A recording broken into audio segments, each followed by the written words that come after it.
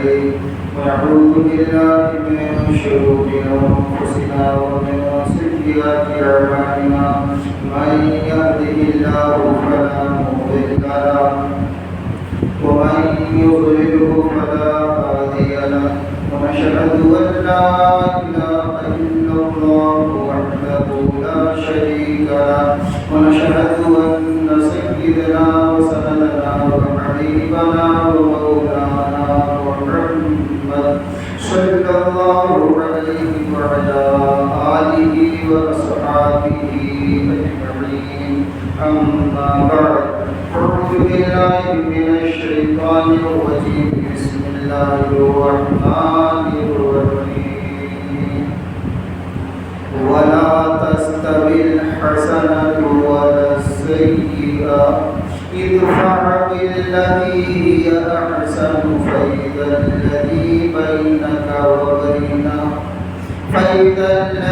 بينك وبينه عداوة كأنه ولي حميم سبحان ربك رب العزة عما يصفون وسلام على المرسلين والحمد لله رب العالمين.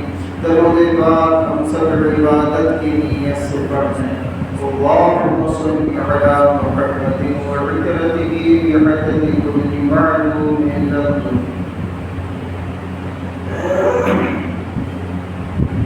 درود جب کہا جائے تو محبت سے پڑھا جائے.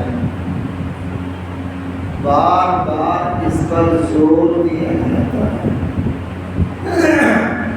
اور اس کی فضیلت بھی وقتاً فوقتاً بیان کرتا رہتا ہوں. چونکہ ہم لوگوں کا رشتہ اللہ اور نبی سے بہت ہی کمزور ہے. اس کمزوری کو دور کرنے کے لیے سب سے بڑا عمل اور مؤثر عمل درود پاک ہے. بندہ جو درود پاک پڑھتا جاتا ہے ویسے ویسے خود بخود وہ اللہ اور اس کے رسول کی قربت پاتا جاتا ہے. اور یہی نہیں بلکہ اس قربت کا احساس کرایا جاتا ہے. اور اکثر بیشتر جو لوگ درود پڑھتے ہیں کثرت سے ان کے دل کے اندر اللہ پاک اپنے نبی کی محبت کا ایسا چشمہ پھوڑتے ہیں کہ وہ اس محبت کے چشمے سے جب سیراب ہوتا ہے تو خود ہی اس کا رواں یہ گواہی دیتا ہے کہ مجھے عشق نبی نصیب ہے. اور یہ بھی کہتا ہوں کہ اللہ اور نبی کی محبت کا چولی دامن کا رشتہ ہے. جب تک ہم آپ نبی والے نہیں ہوں گے تب تک اللہ والے ہو ہی نہیں سکتے. اس لیے ضروری ہے. اور خود جمعہ کے دن تو آپ نے کہا ہے مجھ پر کثرت سے درود پڑھو. ہم لوگ ذرا اپنی غریبان میں جھانک کر دیکھیں کتنا پڑھے اور کتنے ہفتے سے پڑھتے آ رہے ہیں. دیکھیں نور الدین زنگی جیسا بادشاہ جس کی بہت بڑی سلطنت تھی اس کے باوجود وہ روزانہ 1000 درود پڑھتا تھا روزانہ. ہم آپ ایک عام آدمی ہوں گے. کتنے افسوس کی بات ہے. اور جو امتی درود نہیں پڑھتا وہ سمجھ جائے کہ میرا اور میرے نبی سے رشتہ کتنا مضبوط ہے کتنا کمزور ہے. وہ خود اپنا فیصلہ لے لیں. اس میں کسی مولوی مفتی کے کچھ کہنے کی ضرورت نہیں ہے، وہ اپنا فیصلہ لے کہ ہم کتنے بڑے عاشق نبی ہیں اور کتنا عشق الہی ہمارے آپ کے قلب و جگر میں ہے، وہ فیصلہ لے لیں۔ یہ محبتیں بڑی جد و جہد کے بعد حاصل ہوتی ہیں۔ ہر ایرے غیرے کے قلب و جگر میں اللہ پاک نہ اپنی نہ اپنے نبی کی محبت ڈالتے ہیں۔ جسے اپنا قرب اپنی دوستی دینی ہوتی ہے اسے توفیق بھی دیتے ہیں۔ اب ہمیں نہیں ملی ہے تو ہم سوچیں، اور ملی ہے تو شکر ادا کریں۔ ہم نے کیے گناہ اس نے پکڑ نہ کی، غور کیجیے، ہم نے کیے گناہ اس نے پکڑ نہ کی، کتنے بڑے ہیں حوصلے پروردگار کے۔ وہ پکڑ نہیں جلدی کر رہے، بڑے رحیم کریم ہیں۔ بہرحال بات دوسری طرف چھڑ گئی۔ دعا فرمائیے اللہ پاک ہم سب کو کثرت سے درود پاک پڑھنے والا بنائے اور اپنے نبی سے اللہ سے دل لگانے والا بنائے۔ اس وقت ایک خاص بات کی طرف توجہ دلانی ہے۔ پرفتن دور چل رہا ہے، اس میں شبہ نہیں ہے۔ پچھلے ہفتے اخلاق پر بیان ہوا تھا۔ دعا فرمائیے اللہ پاک ہم سب کو اخلاق حمیدہ والا بنا دیں، رذیلہ نکال دیں۔ بدتمیزیاں عروج پر ہیں، بدماشیاں بڑھ گئی ہیں۔ اب سمجھایا کس کو کیسے جائے، لیکن یہ بھی دیکھ رہے ہیں ہر بندہ سمجھانے میں لگا ہوا ہے، چھوٹا ہو بڑا ہو عورت ہو مرد ہو، سب ایک دوسرے کے سمجھانے میں لگے ہیں، اور الزام ہر ایک دوسرے پر دھر رہا ہے۔ کیا وہ سمجھتے ہی نہیں؟ شوہر کہہ رہا میری بیوی سمجھتی ہی نہیں، باپ کہہ رہا میرا بیٹا تو ایک دم نالائق ہے، سمجھتا ہی نہیں۔ بیٹا کہہ رہا ہے ابا ہمارے کو جانتے ہی نہیں۔ ہر ایک دوسرے پر الزام دھر رہا ہے۔ کیا کوئی کسی کی کچھ سمجھتا ہی نہیں؟ ارے بھیا سمجھداری والی بات کرو گے تب تو سمجھے گا۔ یہاں تو بالکل کوکر کی طرح ہاؤ ہاؤ ہاؤ ہاؤ جھو جھو جھو جھو ہے، تو سمجھے کون؟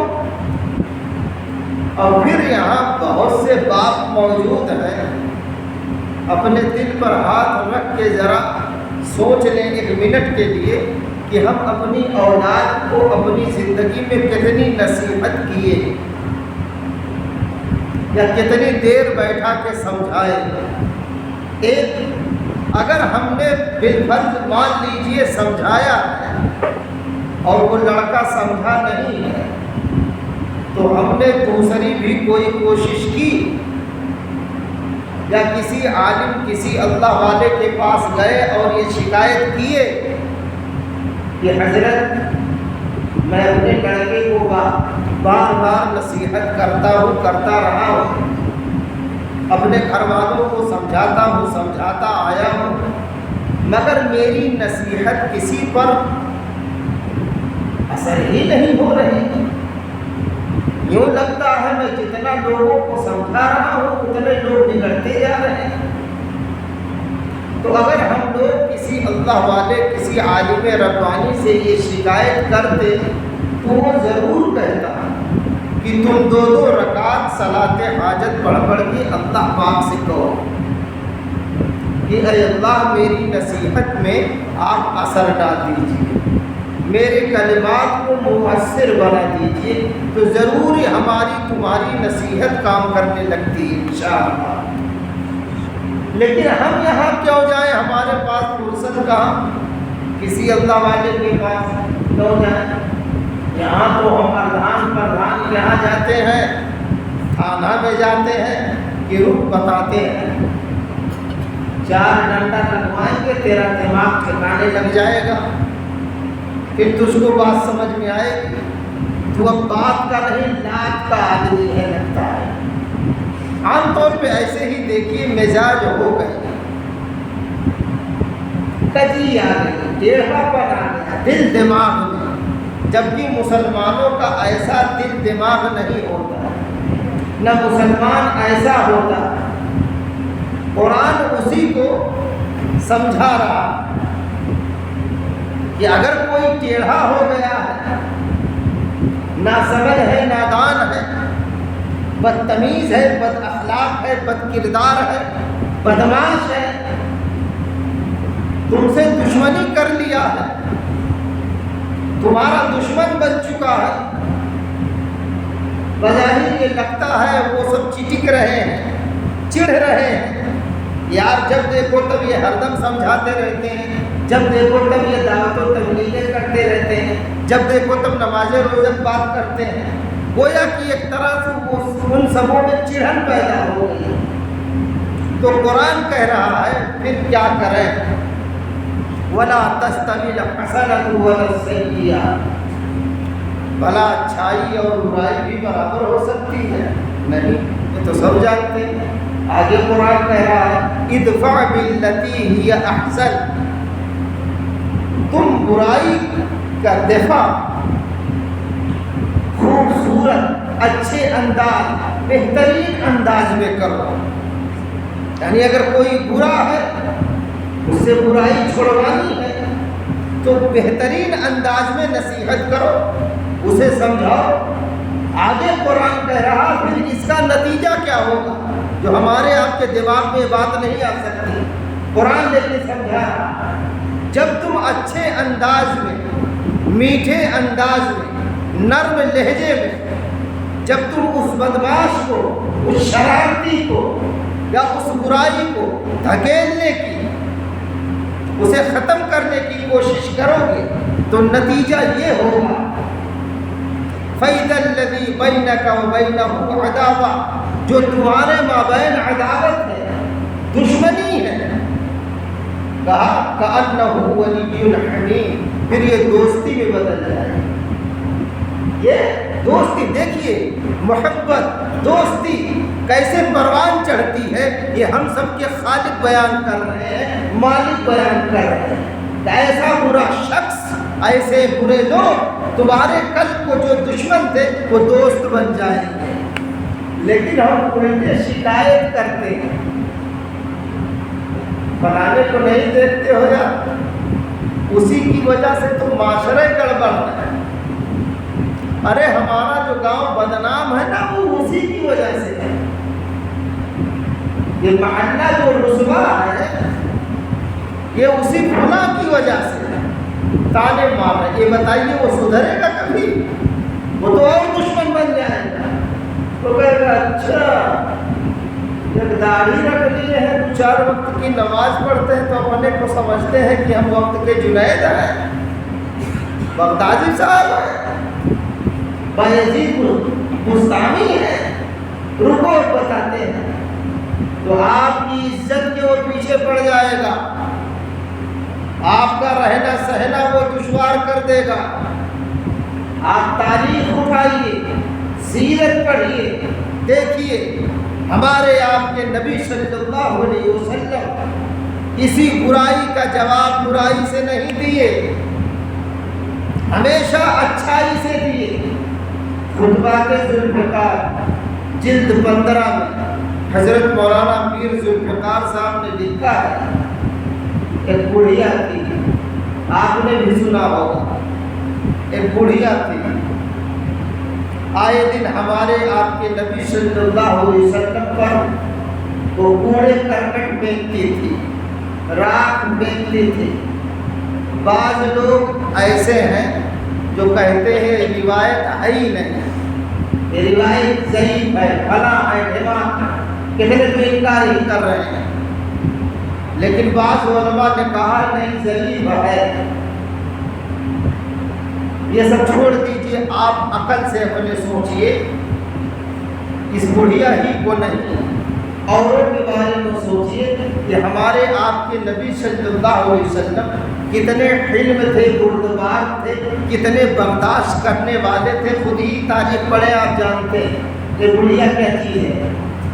تو وہ بڑھیا روزانہ کوڑے کرکٹ پھینکتی تھی، آپ جھاڑ کے مسکرا کے الگ چلے جاتے تھے. کسی صاحب دل نے کہا ہے ایک رستے سے نبی کا روز ہوتا تھا گزر، کہیے صلی اللہ علیہ وسلم.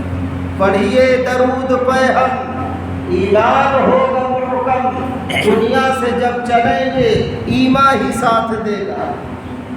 درود جیسا تحفہ بھی ہمارے آپ کے ہاتھ لگا نہیں ہے، لگ جائے گا نا تو 24 گھنٹے کا 3 حصہ درود ہی میں گزار دیں گے.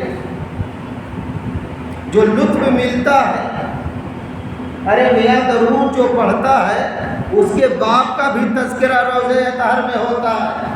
علامہ سیوطی رحمۃ اللہ علیہ نے لکھا ہے کہ جب فرشتہ لے جا کے درود کہتا ہے میرے آقا یہ پھولا بن پھولا نے بھیجا، ہمارے نام کے ساتھ ہمارے باپ کا بھی تذکرہ ہوتا درود کی برکت سے، اور ہم ہیں غافل بنے ہیں اور کہتے ہیں اللہ اور نبی کی محبت تو کچھ ترقی نہیں ہو رہی. ہو کیسے؟ 10 منٹ بھی درود میں نہیں دینے کو تیار.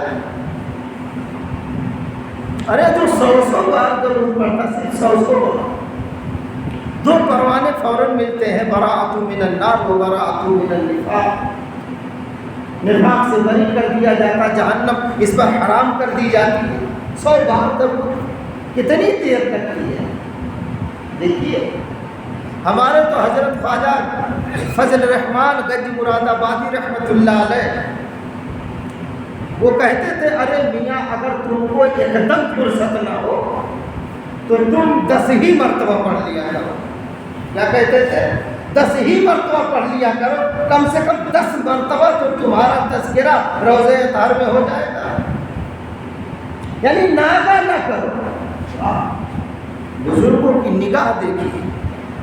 لیکن ہائے افسوس، اور ہاتھ پہ ہاتھ دھرے ہیں، غافلوں میں نام لکھا ہے، اس غافلوں کی فہرست سے نام ہی نہیں کٹانا چاہتے. بہرحال وہ بڑھیا کا تذکرہ ہو رہا تھا. دعا فرمائیے اللہ پاک ہم سب کو بھی با اخلاق بنائے اور برائیوں کو جو ہم آپ دور کرنا چاہتے ہیں وہ اچھے انداز میں کرنے والے بنائیں. اس وقت تو غصہ چھوڑ دیں. ہاں غصہ تو آئے گا، غصہ آئے گا، لیکن غصہ یہ جانتے کہاں سے آتا ہے؟ وقال علیہ الصلوۃ والسلام ان الغضب من الشیطان. یہ غضب، یہ غصہ شیطان کی طرف سے آتا ہے. لیکن جب غصہ آ جاتا ہے، جب غصہ آ جاتا ہے تو تلملاہٹ بڑھ جاتی ہے، بی پی ہائی ہو جاتا ہے، تیور بدل جاتے ہیں میاں کی، آنکھیں سرخ سرخ ہو جاتی ہیں، اور یوں لگتا ہے اگر 10 اعشاریہ تھی تو لگتا ہے 20-25 ہو گئی ہے. اتنی یعنی جتنا فل پاور ہوتا ہے اتنی بڑی آنکھیں کر لیتے ہیں غصے میں. اور یاد رکھیں غصہ جب آتا ہے اس وقت شیطان سر پہ سوار ہو جاتا ہے. اور یہی نہیں، شیطان کی ایک خاصیت بیان کی ہے ہمارے تمہارے نبی نے صلی اللہ علیہ وسلم، ان الشیطان یجری من الانسان مجرى الدم. شیطان انسان کے خون میں، رگوں میں ایسا دوڑتا جیسے خون دوڑتا. اتنی رنگی، اتنا فاسٹ ہے وہ. سوچئے پھر اس غصے کی حالت میں وہ کیا کچھ کرانا چاہتا ہوگا. لیکن اگر کسی کا مزاج بڑا سخت ہے، بہت وہ غصے والا ہے، ہمارے اکابرین نے لکھا ہے ایسے بندے کو چاہیے کہ کثرت سے درود پڑھے. کثرت سے جب درود پڑھے گا تو اس کے مزاج میں سنجیدگی آ جائے گی انشاءاللہ. دعا فرمائیے اللہ پاک ہم سب کو پڑھنے والا بنائے. بہرحال بات دوسری طرف نکل رہی ہے. دیکھیے وہ بڑھیا روز آنا یا اکثر وہ کوڑے کرکٹ پھینکتی، آپ جو ہے آگے جھاڑ کے نکل جاتے اور مسکراتے۔ چند دن اس بڑھیا نے جب نہیں پھینکا کوڑا یا راکھ، تو آپ کو فکر ہوئی کہ کیا ہو جا رہا ہے، آپ کو خیریت کی فکر ہوئی، آپ اس کے گھر آئے۔ گھر اس وقت ایک اس کی جوان بیٹی تھی، وہ تھی۔ جب اس نے دروازے پر آپ کو کھڑا پایا تو وہ تھر تھر کانپنے لگی، ڈر گئی کہ لگتا ہے آج یہ جو جیسا ہوتا ویسے ہی سوچتا ہے نا۔ تو آپ نے کہا اماں آپ گھبرائیں نہیں، اصل میں کئی دن ادھر سے گزرا تو جو آپ وہ یعنی جو کرتی تھی آپ کو کرتا میں نہیں پایا، اس لیے مجھ کو آپ کے خیریت کی فکر ہوئی، پتہ چلا آپ بیمار ہیں، آپ کی مزاج پرسی کے لیے آیا، آپ کی خیریت لینے آیا۔ وہ بڑھیا رونے لگی اور فوراً کہا کہ آپ اپنا کلمہ پڑھا دیجیے، آپ جس بات کی دعوت دیتے پڑھا دیں، دے دیں، ساتھ میں کہیے اشہد ان لا الہ الا اللہ واشہد ان محمدا عبدہ ورسولہ ادفع باللتی ہی احسن۔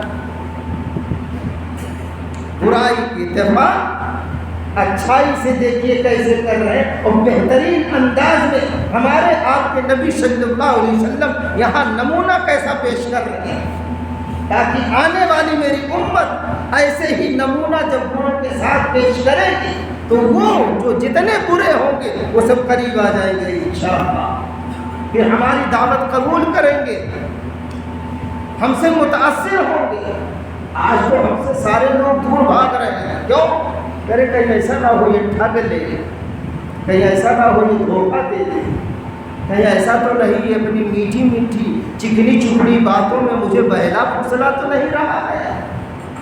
ہر آدمی اندر سے خوف پا رہا ہے۔ دیکھیے آپ، ماحول ہی ایسا بنا ہوا ہے، ماحول، ہم تو محبت دیتے ہی نہیں، ہاں رشتہ ناتا توڑنا جانتے ہیں، دوستی چھوڑنا توڑنا جانتے ہیں، لوگوں کو جو کچھ ہو سکتا ہے تان تشنی خوش گوئی بیہودہ پن سے اسے دور کرنے میں تو ماہر ہیں، لیکن اپنے اخلاق سے، اپنی دوستی سے ہم کسی کو قریب کرنے کی یہ مہارت نکل گئی۔ اللہ پاک ہم سب کے اندر یہ مہارت پیدا کروا دے، کہیے آمین۔ آپ تو سگے آپ کو جو دودھ پلائی تھی ماں، آپ ان کی اتنی رعایت کیے، ان کے ساتھ ایسا اخلاق، طبقات النساء میں لکھا ہوا ہے، وہ بھی یاد آ گئی روایت، اس وقت سنا لوں تاکہ بات آگے لے کر چلوں، ابھی وقت ہے ماشاءاللہ۔ حضرت حلیمہ سعدیہ رضی اللہ عنہا مکہ میں اور ارد گرد بہت زیادہ قحط زدہ وہ ہو گیا تھا، اور ایسا قحط پڑا تھا کہ اس کی وجہ سے انسان تو انسان، مویشی بھی دھڑا دھڑ مر رہے تھے، بڑا زبردست نقصان ہوا تھا۔ غربت اکثر گھروں میں ڈیرے ڈال دی تھی، اسی غربت کی ماری حلیمہ سعدیہ بھی تھی، تو انہوں نے سوچا کہ لاؤ چلو اپنے محمد سے ملاقات کرو صلی اللہ علیہ وسلم۔ مصیبت میں لوگ اپنوں کو یاد کرتے ہیں، تو امی حلیمہ نے بھی یاد کیا، آئیں۔ اس وقت آپ بہت لاغر ہو چکی تھی، بیمار ہو چکی تھی، لاٹھی کے سہارے چل رہی تھی۔ ہمارے آپ کے نبی صلی اللہ علیہ وسلم کی شادی امی خدیجہ سے ہو چکی تھی، آپ اندر تھے، اتنے میں پہنچی حلیمہ سعدیہ، تو امی خدیجہ نے دیکھا کہ بوڑھی خاتون آئی ہیں، تو کہا این محمد صلی اللہ علیہ وسلم، کہ محمد کہاں ہے؟ تو اس آواز سے امی خدیجہ نے یہ محسوس کیا کہ لگتا ہے برسوں کی شناسائی ہے، تبھی جو ہے یہ اس انداز میں پوچھ رہی ہیں، بڑی شناسا لگ رہی ہے۔ تو فوراً کہا ہمارے نبی سے کہ ایک بوڑھی ماں آئی ہوئی ہے جو آپ کو بڑی محبت سے پوچھی ہے اور پکاری ہے۔ تو آپ اندر تشریف فرما تھے، باہر آئے، اتنے میں پہچان گئے، اور جیسے پہچانا فوراً ہمارے آپ کے نبی نے اپنے جسم مبارک سے اپنی کملی اتارا، چادر مبارک، اور فوراً بچھا دیا۔ جس چادر کا تذکرہ قرآن میں ہو، اللہ فرماتے ہیں فوراً بچھایا اور کہا اماں آپ تشریف رکھتے ہیں۔ اور ہمارے آپ کے نبی جو امام الانبیاء ہیں، اللہ کے بعد جن کا مقام و مرتبہ ہے، وہ اس بوڑھی خاتون کے ساتھ بیٹھ گئی۔ امی خدیجہ کہتی ہیں اتنا باادب جب میں دیکھی اور اتنے قریب جب میں دیکھی تو میں سمجھ گئی، میرے دل کے اندر سے آواز آنے لگی، ضرور یہ خاتون کوئی بڑی محترمہ ہے، بڑی مکرمہ ہے، تبھی ہمارے شوہر اتنا انہیں عزت دے رہے ہیں کہ اپنی چادر تک بچھا دیے۔ آپ خود بیٹھے، ماں کو بیٹھا، یعنی امی حلیمہ کو پوچھا اماں کیسے آنا ہوا؟ کہا بیٹا محمد جانتے ہو قحط نے سب کی حالت خراب کر دی ہے، غربت کی ماری ہوں، جانور سب تباہ ہو گئے، کھانے تک کے لیے لانے پڑ گئے ہیں، اس لیے تمہارے پاس آئی ہوں، شاید تم سے کچھ مدد مل جائے۔ آپ رونے لگے، رونے لگے، رضائی ماں ہے۔ آپ کہہ سکتے تھے کہ امی آپ نے تو دودھ پلایا تھا، اس وقت میرے دادا نے، میری اماں آمنہ نے تو ساری مزدوری دے دی تھی، لیکن نئی امت کو درس دینا تھا کہ یوں اخلاق سے رہا جاتا ہے، یوں محبت سے رہا جاتا ہے، تب دین پھلتا پھولتا ہے، انسانیت پھلتی پھولتی ہے، پھر شیطانیت دم توڑتی ہے۔ یہاں تو شیطانیت ہر طرف دندنا رہی ہے، کیا اپنے کیا غیر، ہر آدمی ہم سے دور بھاگ رہا ہے۔ کہا اماں آپ صرف کہلاتے تھے۔ کہا بیٹا سوچئے اس طرح تمہیں بھی دیکھ لوں گی۔ کہا خدیجہ یہ میری اماں حلیمہ ہے۔ بہو کو گویا آواز دیا، حلیمہ کی بہو ہے وہ نا، امی خدیجہ آئیں، اور جو کچھ تھا کھلائی پلائی۔ کہا دیکھو ایسا ایسا ہے، مصیبت میں گرفتار ہے، 40 بکریاں، طبقات ابن سعد کی پہلی جلد میں لکھا ہے 40 بکریاں موٹی موٹی تندرست امی حلیمہ کے حوالے کی گئی۔ ہم میں ہے کوئی ایسا جو اپنی سگی ماں کو دیا ہو؟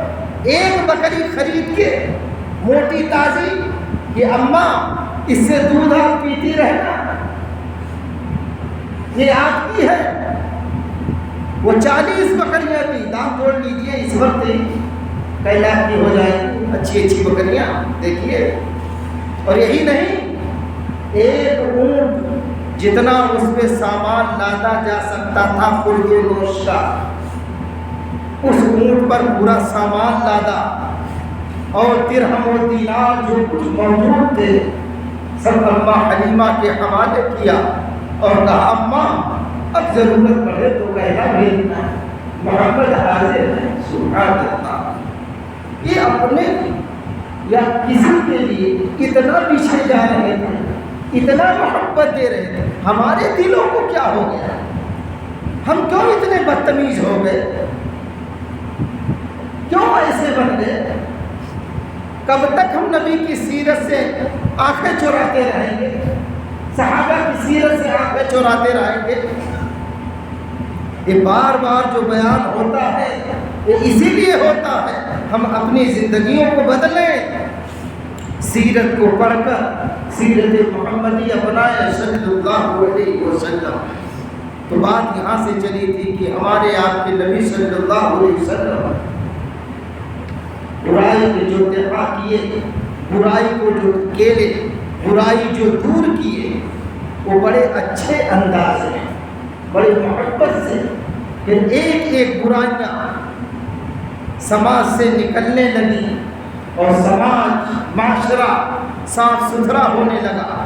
جہاں دشمنیاں اتنی تھی، ایک دوسرے کی ہردم گردنیں کاٹنے کے لیے لوگ تیار رہا کرتے تھے، اب ایک دوسرے کے لیے گردنیں کٹا رہے ہیں، آپس میں مل جل کے رہ رہے ہیں۔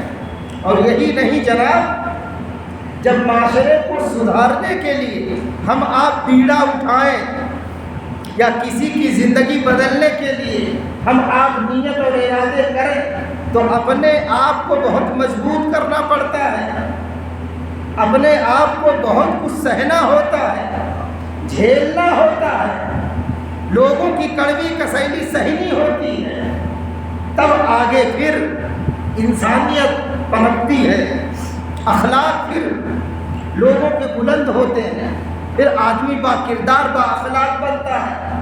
یہاں تو ہم جھیلنا ہی نہیں جانتے، برداشت کا مادہ جیسے نکل گیا، ہر آدمی دیکھیے غصے میں بھرا ہوا، جبکہ ہمارے آپ کے نبی صلی اللہ علیہ وسلم کرے لا تغضب، غصہ نہ کر۔ غصہ نہ کر کا مطلب یہ نہیں ہے کہ اب غصہ کہیں نہیں کرنا ہے، بیٹا نماز پر نماز چھوڑے جائے، قرآن کبھی نہ ہاتھ میں اٹھائے تو اب یہاں ذرا بھی غصہ نہ کرے، ایسا نہیں۔ جہاں غصہ کرنا وہاں کرنا ہے جائز جگہ، نہیں کریں گے تب تو ہماری آپ کی پھر پکڑ ہوگی، ہاں پکڑ ہوگی۔ لیکن اس کے لیے ہم آپ پہلے اپنے کو تیار کریں کہ ہم اگر بیڑا اٹھائے ہیں کہ سماج کو بدلیں گے یا لوگوں کے اخلاق کردار بدلیں گے تو لوگوں کو جھیلنے کے لیے تیار ہو جائیں، بہت برداشت کرنا پڑتا ہے۔ ایک مرتبہ میں نے دیکھا، میرے پیر و مرشد حضرت خواجہ مفتی محمد حنیف صاحب رحمۃ اللہ علیہ اپنے کمرے میں عصر کے بعد بیٹھے ہوئے تھے اور یوں ہاتھ کیے ہوئے تھے، اور جس وقت میں پہنچا دونوں آنکھوں سے ساون بھاگوں کی طرح لڑیاں ٹوٹی ہوئی تھی، رو رہے تھے۔ تو میں جب پہنچا تو سلام کیا اور کہا حضرت کوئی تکلیف، کہیں درد، رونے کی وجہ؟ تو آپ روتے ہوئے فرما رہے ہیں۔ اصل میں سوچ یہ رہا تھا کہ ہمارے نبی صلی اللہ علیہ وسلم لوگوں کو کتنا جھیل کر گئے، لوگوں کی کتنا برداشت کی، یہی میں سوچ کے رو رہا ہوں۔ سبحان اللہ، ہمارے اکابرین ان سوچوں کے ساتھ جیا کرتے تھے، کیا ہماری بھی ایسی سوچیں ہوتی ہیں؟ اگر نہ سوال کیا ہوتا تو وہ اندر کی کیفیت مجھ جیسے کو کیسے معلوم ہوتی؟ آپ دیکھیے صفوان بن امیہ ہیں، قریش سے ہیں، آپ ہی کے قبیلے سے، لیکن جب آپ کا دیکھا کہ ہر طرف شہرا ہے، آپ کی عزت ہے، آپ کا کلمہ بلند ہونے لگا، اسلامی پھریرے کو چار چاند لگنے لگا، تو صفوان بن امیہ میں حسد اور جلن آیا۔ اس نے ایک شخص کو خریدا، عمیر بن وہب کو، ابھی وہ ایمان نہیں لائے تھے، کہا سنو میں تمہیں بہت زیادہ مال دوں گا، دولت دوں گا۔ کہا کام کیا ہے؟ کہا کام یہ ہے مدینے میں جا کے تم محمد کو قتل کر دو۔ العیاذ باللہ۔ عمیر بن وہب گئے مال کی لالچ میں، مدینہ المنورہ پہنچے، حضرت عمر رضی اللہ عنہ دیکھے جیسے خود ہی بھانپ لیے کہ ان کا ارادہ ٹھیک نہیں ہے۔ ابھی تو جب حضور کے پاس پہنچے ان کی خدمت میں تو حضور نے ادھر صاف بتا دیا، چونکہ وحی کے ذریعے سے معلوم ہو چکا تھا، کہا عمیر یہ جو تم جس ارادے سے آئے ہو کیا کامیاب ہو جاؤ گے؟ کہا نہیں حضور، میرا راز فاش ہو چکا ہے، لہذا میں چاہتا ہوں مجھے بھی کلمہ پڑھا دیا جائے۔ سبحان اللہ، معاف کر دیے۔ صفوان بن امیہ جو قتل کے لیے پیسے دیا تھا، بعد میں انہیں بھی امان دی فتح مکہ کے بعد، اور صفوان بن امیہ کو بھی معاف کیا۔ یہ نہیں کہا کہ تم ہی ہو جو مجھے قتل کرانے کے لیے پیسے دیے تھے، نہیں، آپ نے تانا نہیں دیا۔ کیوں؟ کیونکہ اگر برائی کو ڈھکیلنا ہے، برائی ختم کرنا ہے، تو آپ کو تو برداشت کرنا پڑے گا، آپ کو جھیلنا پڑے گا۔ یہاں کوئی برداشت کرنے کے لیے کسی کو تیار نہیں۔ ماں کا دو جملہ برداشت نہیں کرنے کو تیار، باپ کا دو جملہ نہیں برداشت کرنے کو تیار۔ کہہ رہا ہوئی ہاں باپ، جانتے ہیں آپ کیسے ہیں؟ ارے بھائی، تم باپ کو کیا جانو؟ ہمارے تمہارے نبی کا فرمان ہے، رضا رب فی رضا الوالد، رب کی رضا والد کی رضا میں ہے، رب کی خوشنودی والد کی خوشنودی میں ہے۔ وبالوالدین احسانا، قرآن کا فتویٰ ہے، والدین کے ساتھ نیکی کا سلوک کرو، احسان کرو، نیکی کرو، قرآن کہہ رہا، اور یہاں آنکھیں دکھائی جا رہی ہیں۔ ماں کی خفگی سے خفا اللہ ہے، ماں اگر خوش ہے تو خوش اللہ ہے۔ ماں کے نیچے پاؤں میں جنت ہے، اس کو ملتی ہے جو ہو اولاد نے۔ جب یہاں محبتیں اتنی کمزور ہیں تو آپ بتائیے اس کمزور محبت کے ساتھ، ایسے کمزور رشتے کے ساتھ کیا ہم سماج معاشرے کا رخ بدل دیں گے؟ کبھی نہیں دوستو۔ رخ بدلتا ہے جب خود آدمی مضبوط ہو۔ ہمارے تمہارے نبی بڑے مضبوط تھے اخلاق کے اعتبار سے، اسی اخلاق کی بنیاد پر، اسی کردار کی بنیاد پر اسلام پھل رہا تھا، پھول رہا تھا، ہر چہار طرف اسلامی پھریرے کہلانے لگے تھے۔ دعا فرمائیے اللہ پاک مجھے بھی با اخلاق بنائے، آپ حضرات کو بھی با اخلاق بنائے۔ وما علینا الا البلاغ، سنت